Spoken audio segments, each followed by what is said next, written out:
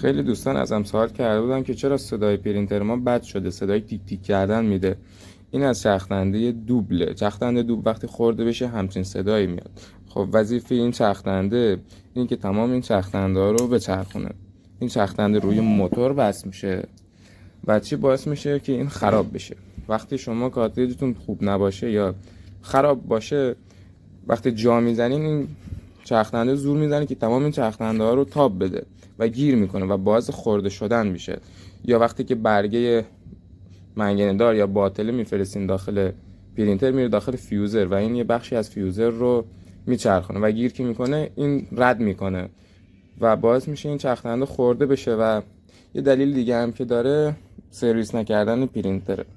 باید خیلی مواظب این موضوع باشیم. بیشتر رو پرینترهای 2055 و 2035، حالا 2014 و 1320 هم هست.